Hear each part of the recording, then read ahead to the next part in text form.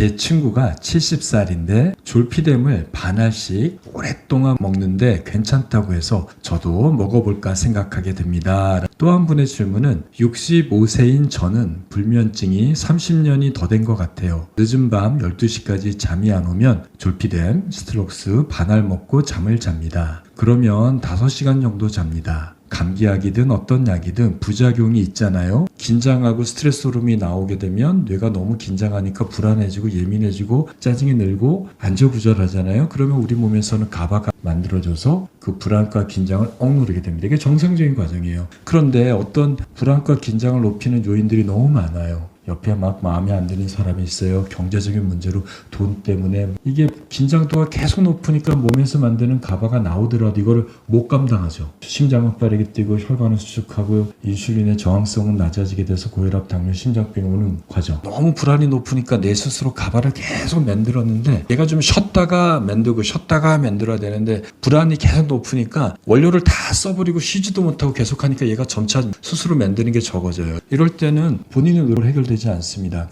간단한 일시적인 불안이나 긴장은 복식호흡, 스트레칭, 요가, 명상, 불안을 억누르는 음식, 카모마일 이런 것들로 조금 도움을 받을 수 있죠. 그런데 그 정도가 너무 심하고 그게 오래되면 스스로 만드는 힘이 없어지게 돼요. 그러니 마그네슘을 드시든 태아닌을 드시든 멜라토닌을 드시든 가바를 드시든 해결되지 않는 거예요. 이럴 때는 약을 쓰는 거죠. 수면 효과만 작동되는 약이 들어간 게 졸피뎀입니다. 졸피뎀은 상당히 이상적이죠. 불안을 억누르진 않아요. 또 약이 의존성이나 내성이 처음에는 없는 걸로 알려져 있습니다. 일반적인 벤조 약물보다는 습관성이나 의존성이 상당히 낮기는 한데 이 또한 오래 먹으면 습관성과 의존성, 중독성 즉 뇌의 가바를 어쨌든 간에 건들기 때문에 습관성, 의존성, 중독성이 좀 생긴다라고 알려져 있어요. 졸피뎀도 28일 이상 처방을 못 하잖아요. 졸피뎀이 생각보다도 다른 약보다는 습관성, 의존성이 적은 건 사실입니다. 하지만 이 약도 오래 먹으면 의존성이 생긴다는 것 또한 사실입니다. 뇌를 억제하는 효과가 있기 때문에 치매 위험성도 1.5배, 0.5배 정도 높아지는 것도 사실입니다.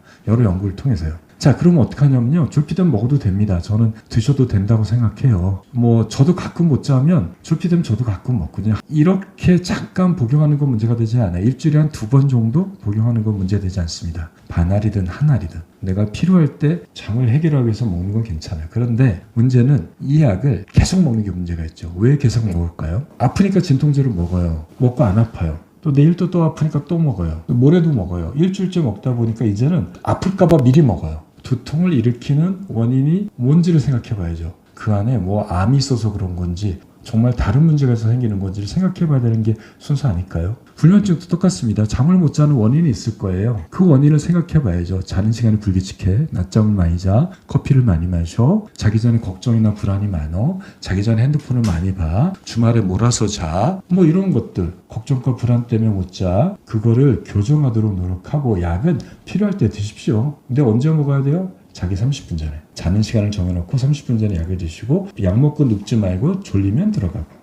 아직 운동 열심히 하시고 60세 넘으신 분들은 저녁 먹고 7시, 8시, 9시 이때 8시, 9시에 졸립지 않도록 밖에 나갔다 오고 빛 쬐고 자기 전 핸드폰 보지 말고 TV 보지 말고 방 안에는 텔레비전 없애시고 이런 노력들을 먼저 선행을 충분히 하십시오. 그래도 못 자면 약을 드십시오. 잠을 못 자고 약을 계속 먹게 되면 불안이나 긴장이 높아서 되는 경우가 참 많을 거예요.